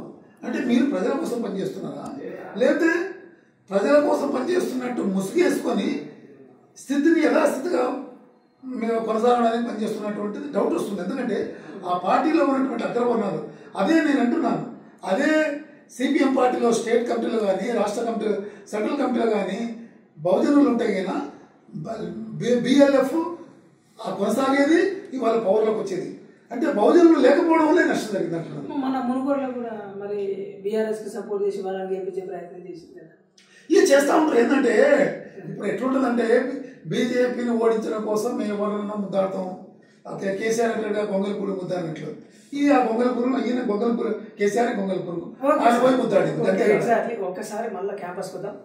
మరి నిజంగా మీరు 80వ దశకంలో చదివారు. 80వ దశకంలో మీరు చదువుతున్న కాలం నాటికి ఇప్పుడు అప్పుడు కారంచేడు సంఘటన జరిగింది. అది చాలా దేశాన్ని కలిసివేసే సంఘటన, అది ఒక నరమేధం. అదేవిధంగా మీకు బాగా జ్ఞప్తికుండి మీరు చదువుతున్న, మీరు ఆ దశలో పెరుగుతున్న దశలోనే చుండూరు ఘటన కూడా జరిగింది. అయితే ఈ చుండూరు ఘటనలో మాదిగల్ని కమ్మలు చంపడం, సార్ కారంచేడులో మాదిగల్ని కమ్మలు చంపడం, చుండూరులో మాలల్ని రెడ్లు చంపడం. ఒక రాజ్యాధికారానికి, ఒక రాజకీయాలు కొనసాగించాలంటే రాజకీయాలకి హింసకి ఎలాంటి సంబంధం ఉంది? నిజంగా ఈ అట్టడుగు వర్గాల మీదనే ఈ ఉన్నత వర్గాలు దాడులు చేయడానికి ప్రధాన కారణాలు ఏమున్నాయి అంటారు? అంటే మీరు ఒక విషయాన్ని అర్థం చేసుకోవాలి. ఆ రోజు ఉన్నటువంటి యూత్ ఏదైతే ఉందో ఈ అంబేద్కర్ భావజాలాన్ని యూజ్ చేసుకొని ఆ రోజు చదువుకొని అప్పుడప్పుడే కాలర్ ఎగరేస్తూ తిరుగుతున్నటువంటి రోజులు. ఇక యూత్ అన్న తర్వాత కొద్దిగా సమానత్వం, తర్వాత క్వశ్చన్ చేయడం వల్ల ఉంటాయి. గ్రామాల లోపల ఏమైందంటే ఇన్ని రోజులు వీళ్ళ నాన్నలు వీళ్ళ తాతలు ముత్తాతలు మేము చెప్పినట్లు విన్నారు. ఇప్పుడు వీడు వచ్చి మమ్మల్ని ప్రశ్నిస్తాడా? వీడు మాతో సమానంగా ఉంటాడా? వీడు మా అమ్మాయిలతోని ప్రేమగా ఉంటాడా? అటువంటి యాంగిల్ వచ్చింది. అది కారం చెడులు కానీ లేదా చుండూరులో కానీ. సో దాని నుంచి ఏంటంటే వాళ్ళు తట్టుకోలేకపోయినారు. తర్వాత వీళ్ళు ఏంటంటే ఎదుగుతున్నారు. ఈ తట్టుకోలేక ఆ కుల పాపంతో ఆ తర్వాత వీళ్ళలో ఉన్నటువంటి చైతన్యాన్ని తట్టుకోలేక జరిగినటువంటి నరమేధం అది. సో దానికి సమాధానం ఏంటంటే మనము రాజ్యాంగబద్ధంగా రాజ్యాంగయుతంగా మన సమాజాన్ని మనం చైతన్యం చేసుకొని మనం ముందుకెళ్ళడమే. అది జరగలేదు. అంటే దగ్గుపాటి ఆయన ఎవరు చెంచురామయ్య. అవును, చెంచురామయ్య అయితే ఎన్టీఆర్ ఫ్యామిలీ వాళ్ళు చేసిన సంఘటనలో బాగా ఉన్నదని చెప్పేసి చాలా కథనాలు ఎన్నో చదివాం. కానీ స్టడీ పరంగా ఎడ్యుకేషన్ పరంగా ఉస్మానియా యూనివర్సిటీలో 90 వరకు కూడా పారాగాన్ చెప్పులు ఎంటర్ కాదు. మరి మీరు ఎట్లా ఎంటర్ అయ్యారు? 90 వరకు కూడా పారాగాన్ చెప్పులు అనేవి ఉస్మానియా యూనివర్సిటీలోకి ఎంటర్ కాలేదు. నిజంగా ఇక్కడ ఉన్నత వర్గాలకు సంబంధించిన పిల్లలు, ప్రభువుల పిల్లలు, లేకుంటే ఆర్థికంగా బాగా ఉన్న పిల్లలు మాత్రమే చదివిరు. వాళ్ళు కూడా ఇప్పుడు అమెరికాలోనో లేకుంటే ఇంగ్లాండ్లోనో లేకుంటే ప్యారిస్లోనో లేకుంటే జపాన్లోనో చైనాలో అత్యున్నతమైన స్థానంలో ఉన్నారు. అక్కడ 100 ఎకరాలు కొని అక్కడ డాక్టర్లుగా, ఇంజనీర్లుగా, చార్టెడ్ అకౌంటెంట్లుగా ఉన్నారు. మరి మీరు వచ్చి ఉస్మానియా యూనివర్సిటీలోనే ఎందుకున్నారు? అదే పేరగాని చెప్పి వేసుకొని ఇక్కడ ఎందుకు సెట్ అయ్యారు? మీరు మంచి ప్రశ్న. ఉస్మానియా యూనివర్సిటీలోకి ఎట్లా రాగలిగిందంటే నేను ఉస్మానియా యూనివర్సిటీలోకి రావడానికి ఇక్కడ 2 సింబల్స్ కారణం. ఒకటి ఈ సింబల్, 2 ఈ సింబల్. ఇది ఈ సింబల్ నేను ఉస్మానియా యూనివర్సిటీ 4 సింహాలు యాక్చువల్గా ఈ సింబల్ ఏంటంటే ఇది మన భారత రాజ్యాంగానికి సంబంధించినట్టు సింబల్. ఇది 4 పాదాల మీద ధర్మం నడవాలనే సిద్ధాంతం. ఇది ఏంటంటే బుద్ధుడు చెప్పినటువంటి సమానత్వం. ఇది భారతదేశంలో ఉన్నటువంటి వెలిసిన ఇది ఒక సమాన భావన. ఈ 2 భావనలు నన్ను ఇక్కడ తీసుకొచ్చింది. ఈ సింబల్స్ అందుకోసం మనం ఇక్కడ పెట్టుకున్నాం. సో ఇది రాజ్యాంగాన్ని రిప్రజెంట్ చేస్తే ఇది సమానత్వాన్ని. ఈ రాజ్యాంగం కూడా ఈయన నుంచి వచ్చింది. బుద్ధుడు ఏమంటారంటే అంబేద్కర్ ఏమంటారంటే భారత రాజ్యాంగాన్ని నేను రాయడానికి, భారత రాజ్యాంగానికి నాకు స్ఫూర్తి ఎవరంటే బుద్ధుడు అని చెప్తాడు. బుద్ధుడు ఆయనకు అంటే చాలా మంది ఫ్రెంచ్ రెవల్యూషన్ అనుకుంటారు. ప్రపంచంలో మిగతా రాష్ట్రాల్లో మిగతా దేశాల్లో ఫ్రెంచ్ రెవల్యూషన్ కారణంగా కావచ్చు, కానీ భారతదేశంలో ఒక సమానత్వ భావంతో వెళ్ళడానికి బుద్ధుడు, అంబేద్కర్. సో అంబేద్కర్ కల్పించినటువంటి రాజ్యాంగము, రాజ్యాంగం కల్పించినటువంటి హక్కుల ద్వారా ఏర్పడినటువంటి ఎడ్యుకేషన్ సిస్టమ్ వల్ల ఇక్కడ రాగలిగిన. నిజంగా నేను ఆ రోజు ఛార్జ్ పెట్టుకొని ఉస్మానియా యూనివర్సిటీకి రావడం కూడా ఒక్కొక్క ఇబ్బంది. నేను ఛార్జ్ పెట్టుకొని ఇక్కడికి వస్తే నా ఫీజు మొత్తం నేను ఇట్లా సంతకం పెట్టి నా సర్టిఫికేట్ ఇచ్చేస్తే మొత్తం నా ఫీజు గవర్నమెంట్ కట్టింది. నేను హాస్టల్కి వెళ్తే ఇక నేను చదువుకున్నాను. నాకు అంటే ఇవాళ అంటే నేను అందుకోసం చాలా ఫీల్ అవుతాను. నేను ఈ భారతదేశము, ఈ దేశంలో ఉన్నటువంటి కూలి చేసుకునే ప్రజలు, ఈ దేశంలో ఉన్నటువంటి రైతాంగము నాకు చాలా కష్టం, నాకు చాలా పెట్టిండ్రు. నేను ఈ రాష్ట్రానికి ఈ దేశం చాలా ఇవ్వాలని నేను ఫీల్ అవుతున్నా. అంటే నేను ఒకటే అడుగుతున్నాను, ఈ దేశంలో చదువుకున్నటువంటి ప్రధానంగా ఎస్టీలను బీసీలను అడిగేది ఏంటంటే మనము ఈ రాజ్యాంగము అంబేద్కర్ ఇచ్చిన రాజ్యాంగం లేకపోతే ఈ మన వాళ్ళ ద్వారా వచ్చినటువంటి మన గ్రామీణ ప్రజలు కట్టిన ఫీజులు లేకపోతే ఆ ఫీజులు వాళ్ళు కట్టిన పనుల ద్వారా మనం చదువుకొని కొంతమంది ప్రభుత్వ ఉద్యోగాలు చేస్తున్నారు, లేక కొంతమంది ప్రైవేట్ ఉద్యోగాలు చేస్తున్నారు. ప్రైవేట్లో కూడా మంచి మంచి సాఫ్ట్వేర్ ఉద్యోగాలు చేస్తున్నారు. కాబట్టి మనమంతా ఏం చేస్తున్నాం ఒక్కసారి ప్రశ్న వేసుకోవాలి. మనం తిని పండుకుందామా? మనం బాగా సంపాదించుకుంటున్నాం కదా, తిని పండుకుందామా? లేదంటే సమాజ మార్పు కోసం మనం ఏమైనా చేద్దామా? సమాజ మార్పు కోసం మనం ఏమైనా చేయకపోతే మనం నిజంగా మనం చౌటలము, మనం దద్దమ్మలము. ఈ చౌటల దద్దమ్మగా బతికి చచ్చిపోదామా? మనం బాగా సంపాదించుకోవచ్చు డబ్బులు. ఇప్పుడు నేను కూడా బాగా సంపాదించుకున్నాను, మీరంతా సంపాదించుకుంటున్నా లేక. అంటే ఈ దేశంలో ఇవాళ ఇంజనీరింగ్ చదివినటువంటి వాళ్ళు లక్షల ఉద్యోగాలు లక్షలు సంపాదించుకుంటున్నారు నెలకు. అది సాఫ్ట్వేర్ ప్రైవేట్లో కానీ గవర్నమెంట్లో కానీ. కాబట్టి IAS officers, IPS officers, group 1 officers, doctors, engineers, మీరంతా ఒక్కసారి ప్రశ్నించుకోండి. నేను తిని అంటే నా తల్లి, మన తల్లి అంటే తల్లి మనకు అన్నం పెడుతుంది, పాలిస్తుంది. మన తల్లిని మనం చూసినామో చూడలేక తర్వాత చచ్చిపోయింది. మన తల్లిలు కొంతమంది తల్లిలో ఉండొచ్చు, కొంతమంది మా అమ్మాయికి సరిపోయింది. మరి మన తల్లి ఇంకా తల్లి ఏంటంటే భారత మాత మనకు తల్లి, భారతదేశం మనకు తల్లి. ఈ తల్లి రుణం తీర్చుకోవాలంటే మీకు అనిపిస్తలేదా? మీకు అనిపిస్తే మీరేం చేస్తున్నారు అంటున్నాను. 50-60 సంవత్సరాలు ఉన్నటువంటి వ్యక్తులను నేను ప్రశ్నిస్తున్నాను. 50-60 సంవత్సరాలు, ఇప్పుడు నాకు 54-55 ఏళ్ళు, నా వయసు వాళ్ళు నేను ప్రశ్నిస్తాను. మీరేం చేస్తున్నారు? ఇప్పుడు మీ పిల్లలు కూడా చదువుకొని సెటిల్ అయ్యారు. మీరేం చేస్తున్నారయ్యా? మీరు దయచేసి మీరు ముందుకు రండి. మీరు వచ్చేసేసి సమాజాన్ని మార్చడానికి ముందు రండి. లేకపోతే ఎస్సీ ఎస్టీ పిల్లలకు, బీసీ పిల్లలకు ఈ దేశంలో బతుకులు లేకుండా పోతున్నాయి. మైనారిటీలకు బతుకులు లేకుండా పోతున్నాయి. మైనారిటీ మూసి చూయించేసి మనల్ని అంచివేస్తున్నారు. మైనారిటీలో ఎవరైనా తప్పు చేస్తే చట్టపరంగా శిక్షించాలి, కానీ నువ్వు చట్టపరంగా శిక్షించకుండా వాట్సాప్ యుద్ధాలు చేయడం ఏంటి ప్రభుత్వాలు? ఈ వాట్సాప్ యుద్ధం ఎవడో మైనారిటీ ఎవడో తప్పు చేసినానుకో వారిని ప్రూఫ్ చేయించు, వారి లా ప్రకారము అజయ్ తీసుకుపోయి జైల్లో పెట్టు, వారి అవసరం ఉంటే లా చట్ట ప్రకారం శిక్షించు. కానీ దానికి పెద్ద ఇతరులు చేస్తున్నారు మీరు. ఇది మోసం జరుగుతుంది. ఈ మోసాన్ని అరికట్టకపోతే మన పిల్లల జీవితాలకు మనమే అన్యాయం చేసిన వాళ్ళము, తల్లి పాలు తాగి తల్లిని పట్టించుకునే వాళ్ళం అవుతాం. ఓకే సార్, నిజంగా మీరు చెప్పిన మీ ఆవేదన కూడా అర్థమవుతా ఉంది. కానీ మీరు అన్నట్టు ఈ ప్రొడక్టివ్గా ఇప్పుడు అదే ఉస్మాన్ యూనివర్సిటీలో వివిధ డిపార్ట్మెంట్లో చదివిన, ఆర్ట్స్ కాలేజీలో చదివిన వాళ్ళు, లేకుంటే ఇక్కడ ఇంజనీరింగ్ కాలేజీలో చదివిన వాళ్ళు కూడా అంత ప్రొడక్టివిటీ రావడం లేదు. అప్పుడు ఎంతైతే డిసిప్లైన్ ఉందో, అప్పుడు ఎంతైతే డెడికేషన్తో, మరి హార్వర్డ్, ఆక్స్ఫర్డ్ యూనివర్సిటీ లెవెల్లో కూడా దీన్ని తీర్చిదిద్దాల్సిన అవసరం ఉన్నది. మరి ఈ ప్రభుత్వాలు కానీ, గత ప్రభుత్వాలు కానీ మరి పట్టించుకుంటున్నారా లేదా? మరి అసలు దాటి వెనుక ఉన్న మర్మం ఏంది, ఆ ఎజెండా ఏంది?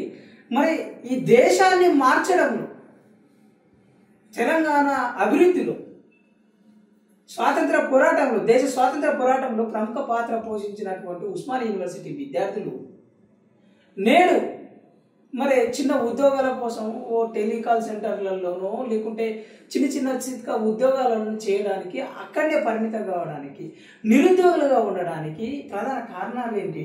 మరి ప్రభుత్వం కూడా ఎలాంటి చర్యలు తీసుకుంటే బాగుంటుంది మీరు చెప్పండి. అంటే మనము ఇవాళ విద్య ఈ విధంగా దిగజారిపోవడానికి కారణము మనమే, మన ప్రభుత్వాలు అంటాం కానీ మనమే కారణము. ఎందుకంటే ప్రజలుగా ఎవరైతే ఉన్నారో ఆ ప్రజలు అంటే ఎస్సీ ఎస్టీ బహుజనులు ఎవరైతే ఉన్నారో ఈ బహుజనులు ఓట్లు ఇస్తున్నారు. వాళ్ళను చైతన్యం చేయవలసిన బాధ్యత ఎవరిపైన ఉంది? ఈ వర్గాల నుంచి వచ్చి చదువుకున్నటువంటి వాళ్ళపైన ఉంది కదా. ఈ చదువుకున్న వర్గం ఏదైతే ఉందో, అక్షర జ్ఞానం చదువుకున్నటువంటి వర్గము తాగి నిద్రపోతుంది. ఎవరైతే చదువుకున్న వాళ్ళు తాగి నిద్రపోతున్నారో, ఓట్లేసేటోడికి ఏమో ఏం తెలుస్తలేదు. వాడేం చేస్తున్నాడు? ఓట్లేసేవాడు నాకు రాముని బొమ్మ కనపడితేనే నేను ఓటేస్తా, నాకు కృష్ణ బొమ్మ కనపడితే ఓటేస్తా అంటున్నాను. కానీ నాకు బుద్ధుని బొమ్మ కనపడితే ఓటేస్తా, నాకు రాజ్యాంగం కనపడితే ఓటేస్తా అని వీడు అట్టలేదు. సో వీళ్ళు చైతన్యం చేస్తలేం కదా మనం వీళ్ళు చైతన్యం చేస్తలేము. చైతన్యం చేయకపోయినటువంటిది ముందుగా ఈ వర్గాలను చూసేటువంటి ప్రజల తప్పు. ఆ తప్పును ప్రజలు తెలుసుకోవాలి. అదేవిధంగా రాజకీయ పార్టీలు, సోకాల్డ్ రాజకీయ పార్టీలు ఎవరైతే ప్రజాస్వామ్యం గురించి మాట్లాడతారో, ఎవరైతే ప్రజలందరూ బాగుపడాలి లేకపోతే దేశం బాగుపడాలని ఒక అంబేద్కర్ భావజాలం కానీ లేకపోతే మార్క్స్ భావజాలం కానీ దానికి కట్టుబడి పనిచేస్తామని చెప్పుకుంటున్నారో వాళ్ళ ఫెయిల్యూరు, ఈ ప్రజల ఫెయిల్యూరు, ఈ ఇంటలెక్చువల్స్ ఫెయిల్యూరు. వీళ్ళందరూ ఫెయిల్ అయిన తర్వాత ఉస్మానియా సిటీలో నేను అంటాను, మీరు ఏమన్నారు ఇప్పుడు ఉస్మానియా సిటీలో ఎందుకు విద్యా ప్రమాణాలు దిగజారంటే ఉస్మానియా యూనివర్సిటీలో విద్యా ప్రమాణాలు దిగజారడమే ఇప్పుడున్నటువంటి పాలకులకు కావలసిన పని. అంతే. అంటే అంతర్గత ఒక కుట్ర ఉన్నది, దీంట్లో రాజకీయ కుట్ర ఉన్నది, విద్యాపరమైన కుట్రలు. అంతర్గత కాదు, బహిర్గత కుట్రనే. ఎందుకు బహిర్గత కుట్ర అంటే ఉస్మానియా యూనివర్సిటీలో మన తెలంగాణ వచ్చిన తర్వాత, తెలంగాణ రాకముందు నుంచి చంద్రబాబు నాయుడు ఏం చేశాడు? కాంట్రాక్ట్ పద్ధతి ప్రవేశపెట్టాడు. కాంట్రాక్ట్, టీచర్ కాంట్రాక్ట్ ఏందని నాకు అర్థం కాదు. ఇప్పుడు ఒకే యూనివర్సిటీలో ఒకే పాఠం చెప్పి ఒకే సబ్జెక్టు, ఇప్పుడు ఫర్ ఎగ్జాంపుల్ తెలుగు ఉందనుకోండి, మా కంప్యూటర్ సైన్స్ ఉందనుకోండి, మా కంప్యూటర్ సైన్స్ సబ్జెక్టు నేను చెప్తాను, నేను రెగ్యులర్ టీచర్ను, నాకు కొంత జీతం వస్తుంది. అదే కంప్యూటర్ సైన్స్ సబ్జెక్టు నేను చెప్పిన సబ్జెక్టు ఇంకొక ఆయన కాంట్రాక్ట్ ఇచ్చేస్తారు, అది తక్కువ జీతం వస్తుంది. ఇది ఎక్కడనే ఈ కాంట్రాక్ట్ పద్ధతి ప్రవేశపెట్టింది ఏంటి? కుట్ర. ఇప్పుడు భారత రాజ్యాంగం చెప్తుంది కదా రైట్ టు ఎడ్యుకేషన్ అని.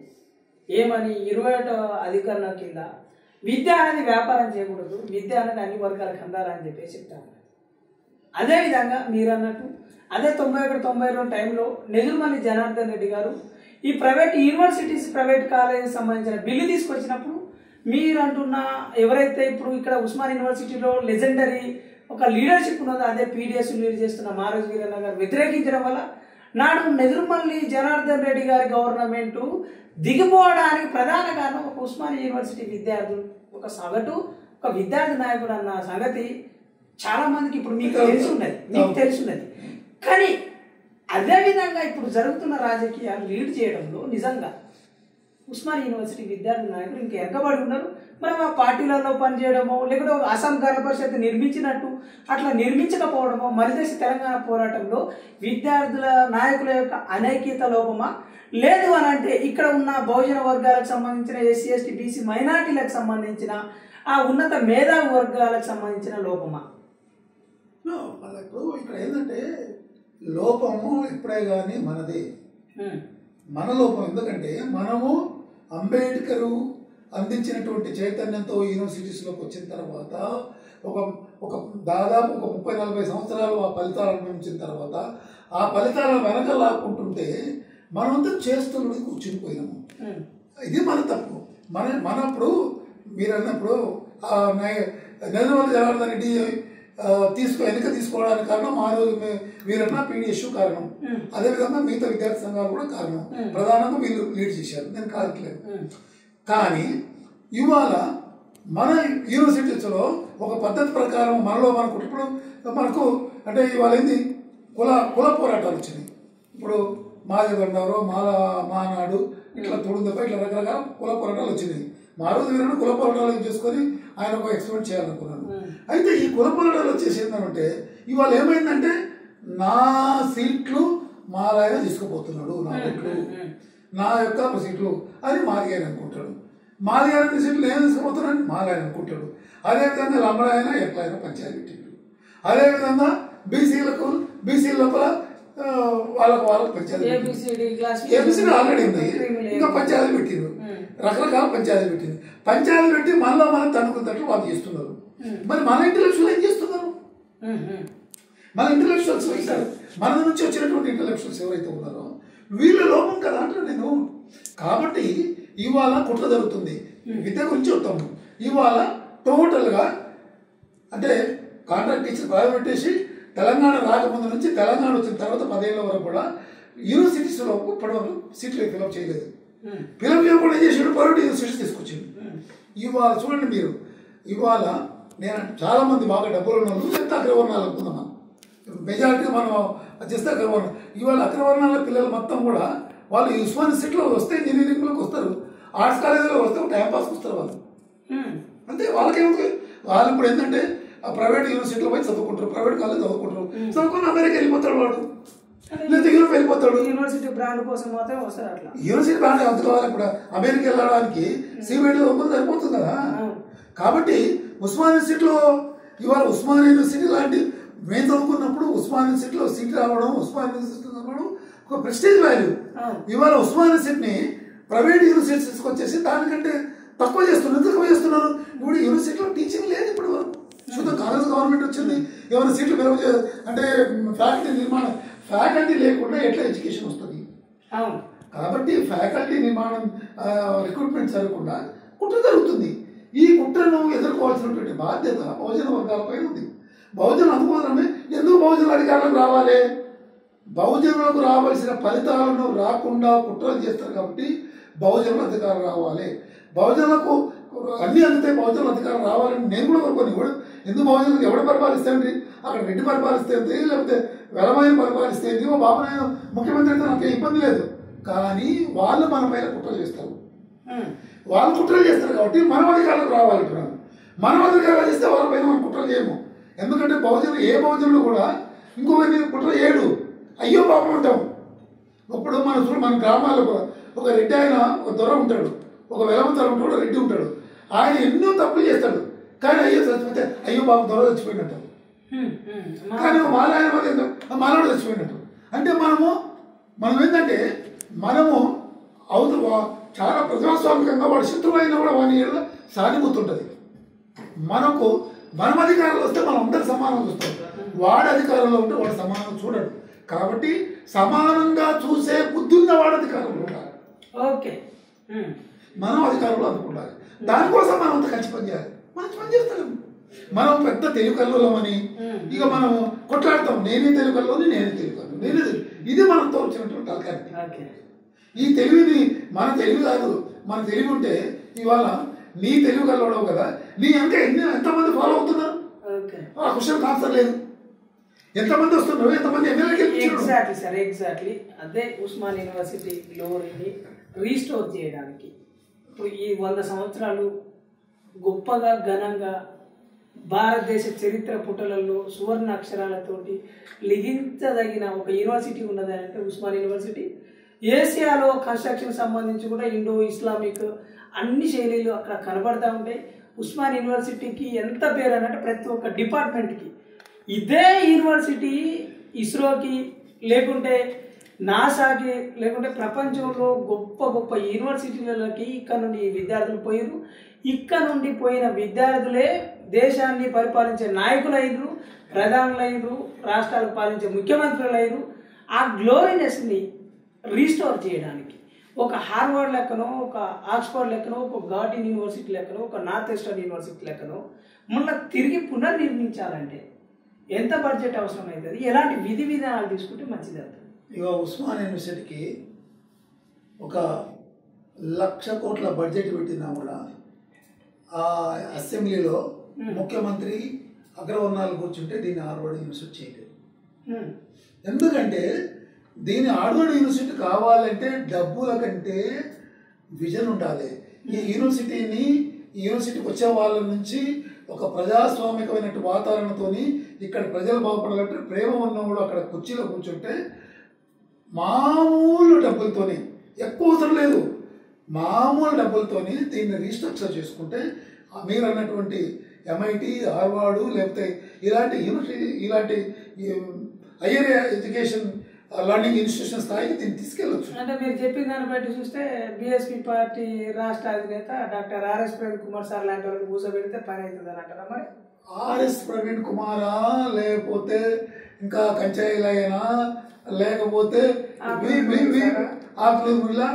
వీళ్ళు కాదు క్వశ్చన్. వీళ్ళు ఏ భావజాలను రిప్రజెంట్ చేస్తారు?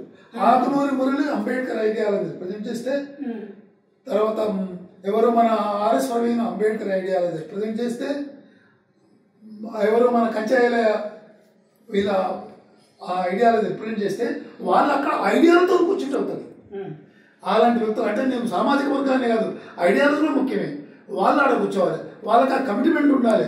ఇంకా ఇంకోటి ఏంటంటే వీళ్ళు ఏం చేశారంటే నేనే ముఖ్యమంత్రి కావాలి, నేనే గొప్పవాణి కావాలనేటువంటి ఇగో ఉండకూడదు వీళ్ళకి. మళ్ళీ అదంటే కాదు. మళ్ళా ఇప్పుడు ఏమనుకోవాలి, ఆంధ్ర వాళ్ళు ఏమనుకోవాలి, RS ప్రవీణ్ వచ్చి ముఖ్యమంత్రి అయితే పర్వాలేదు, నేను సపోర్ట్ చేస్తాను. అది RS ప్రవీణ్ ఏమనాలి, కంచాయిలు వచ్చి కూర్చొని పర్వాలేదు, నేను ఆయన ముఖ్యమంత్రిని సపోర్ట్ చేస్తాను. కంచాయిలు ఏమనాలి, వీళ్ళు ఎదురు వచ్చి ఎవరు కూర్చొని పర్వాలేదు. అంటే ఈ బ్రాడ్నెస్ వీళ్ళకి రావాలి. కానీ నేనే కావాలని వీళ్ళు కొట్లాడుకుంటే మళ్ళీ వీళ్ళు ఏం చేయలేదు. Okay sir, great sir. ఇక పోతే ఇప్పుడు భావితరాలు చాలా మంది మరి ఉస్మాన్ యూనివర్సిటీలో ఇంజనీరింగ్ చేయాలని చాలా కష్టపడి ఎంసెట్ రాసి కొంత నీట్ రాసి మొత్తానికైతే ఇంజనీరింగ్ కాలేజీలో అడిగేసి మరి నిరుద్యోగులకు పోతా ఉన్నారు. మరి వాళ్ళకి ఎట్లా స్కిల్ డెవలప్మెంట్ ప్రోగ్రామా, లేకుంటే వాళ్ళు ఇంకా ఉన్నతులుగా కావడానికి ఒక IIT Kharagpur, IIT బాంబేనో, IIT ఢిల్లీనో, IIT Madras ఏదైతే ప్రొడక్టివ్గా ఒక ఇప్పుడు జయరాం రమేష్ లాంటి వాళ్ళు ఉన్నారు, లేకుంటే చాలామంది, జయరాం రమేషే కాదు చాలామంది కూడా ఉన్నారు. మరి ఆ నాయకత్వం దానికి సంబంధించిన ఒక విద్యార్థి లోకం అనేది ఇప్పుడు IITలకు సంబంధించి ఏదైతే ఆస్థానంలో ఉందో, NITలకు సంబంధించి ఉన్నదో అలాంటి చిత్రం ఉస్మానియా యూనివర్సిటీకి ఉండే. ఉస్మాన్ యూనివర్సిటీలో ఇప్పుడు చదువుతున్న విద్యార్థులు ఏం చేయాలి? నేను క్వశ్చన్ చెప్తాను, మంచి ప్రశ్న అడిగారు. అయితే ఇప్పుడున్నటువంటి కాంగ్రెస్ గవర్నమెంట్కు రేవంత్ రెడ్డికి నేను సూచన చేస్తున్నాను. ఏం చేయాలంటే ఇప్పుడు ఉస్మాన్ యూనివర్సిటీలో ఒక 1200-1300 పోస్టులు ఉండేవి. ఇవాళ 200-300 సరిపోయి ఇంకా 1000 అంటే ఇప్పుడు 1000 పోస్టులు ఫిలప్ చేయాలి. రేవంత్ రెడ్డి వెంటనే ఏం చేయాలంటే ఉస్మానియా యూనివర్సిటీలో కాంట్రాక్ట్ టీచర్స్ ఎవరు లేకుండా నోటిఫికేషన్ ఇచ్చేసి ఈ నోటిఫికేషన్లో 100% పారదర్శితోని సబ్జెక్ట్ ఉన్న వాళ్ళను నాలెడ్జ్ ఉన్న వాళ్ళని మాత్రమే ఎలాంటి పొలిటికల్ ఇంటర్ఫియరెన్స్ లేకుండా ఎలాంటి రికమెండేషన్స్ లేకుండా వడపోసి మంచి క్వాలిటీ టీచర్స్ వెంటనే నిర్మాణం చేసి తీసుకుంటే కదా దాదాపు 1000 మంది టీచర్స్ వస్తాయి కదా ఇక్కడ నుంచి 10 ఏళ్ల లోపల ఉస్మానియా యూనివర్సిటీ ఒక మీరు అన్నటువంటి ఒక ఇంటర్నేషనల్ స్థాయి యూనివర్సిటీగా వెళ్ళడానికి ఒక మొట్టమొదటి నాంది పడుతుంది. ఎందుకంటే స్ట్రాంగ్ ఫ్యాకల్టీ ఉండాలి. తర్వాత వాళ్ళ లోపల ఏంటంటే ఒక దేశభక్తి లేకపోతే ఒక సమాజం బాగుపడాలన్నటువంటి జిజ్ఞాస పెంపొందించే విధంగా అంటే కష్టపడే వాళ్ళు సబ్జెక్ట్ ఉన్న వాళ్ళని తీసుకుంటే కదా అవుతుంది. మళ్ళీ ఇప్పుడు ఏమవుతుందంటే నోటిఫికేషన్ వచ్చే వాళ్ళు ఒక ముఖ్యమంత్రికి సంబంధించిన కొంతమంది ఇంకొక మంత్రికి సంబంధించిన కొంతమంది ఇంకొకరికి సంబంధించిన వాళ్ళని తీసుకొచ్చి ఇలా పెడితే ఇది కంపు అవుతుంది. యూనివర్సిటీ లోపల సబ్జెక్ట్ ఉన్న వాళ్ళకు వాళ్ళని తీసుకోవాల్సిందిగా చేస్తే కదా డెఫినెట్గా కొంత మారుతుంది. అప్పుడు ఏం చేయాలంటే యూనివర్సిటీకి కావాల్సినటువంటి బడ్జెట్ అలకేట్ చేసేసి క్వాలిటీ ఫుడ్ పెట్టేసి క్వాలిటీ సిస్టమ్స్ డెవలప్ చేస్తే దీనికి పెద్ద అవసరం లేదు. మామూలు బడ్జెట్ ఇంతకుముందు చేసినట్టు చేసేసి కొంత గదనానికి ఇస్తే స్లోగా ఒక రోజులో కాదు ఇక్కడ నుంచి ఒక 20 ఏళ్ళ తర్వాత ఉస్మానియా యూనివర్సిటీని ఒక ఫారిన్ టాప్ యూనివర్సిటీ స్థాయిలోకి తీసుకెళ్ళవచ్చు. Thank you sir. మొత్తానికి మీ విలువైన సమయం ఇచ్చి చాలా విషయాలు ఆర్థిక విషయాలు రాజకీయపరమైన విషయాలు తెలంగాణ నేపథ్యము ఉస్మానియా యూనివర్సిటీలో జరిగిన ఉద్యమాల గురించి విద్యార్థి నాయకుల యొక్క పాత్ర గురించి యూనివర్సిటీ యొక్క గొప్పతనం గురించి భవిష్యత్ తరాలు ఏం చేయాలి రాజకీయ నాయకులు ఏ విధంగా ఉండాలి రాజకీయ నాయకుల యొక్క మానసిక స్థితి ఏ విధంగా ఉండాలి విద్యా వ్యవస్థ బాగుపడాలంటే ఎలాంటి పరిపాలనా పరమైన నిర్ణయాలు తీసుకోవాలని చాలా సమాచారం ఇచ్చినందుకు ప్రత్యేకంగా మీరు పల్లెటూరు నుండి అదే ఊరు నుండి ఉస్మానియాకు వచ్చి నన్ను ఈ స్థాయిలో కూర్చోబెట్టడానికి ప్రధాన కారణం ఇగో సమత అనే ఒక సిద్ధాంతం బుద్ధుడు బోధించిన ఆ ధర్మాలు ఏదైతే భారత రాజ్యాంగం కల్పించిన అవకాశాన్ని ఉపయోగించుకొని ఇంకో ఇక్కడ ఉన్నా అని చెప్పి చాలా విలువైన సమాచారాన్ని ఇచ్చినందుకు ప్రత్యేకంగా ఎస్టెన్ ఛానల్ నుండి ప్రత్యేకంగా ధన్యవాదాలు సార్. ఇందులో కలవడము మీ న్యూస్ తీసుకోవడం కూడా మీ ఇంటర్వ్యూ తీసుకోవడం కూడా చాలా గొప్ప సార్. Thank you.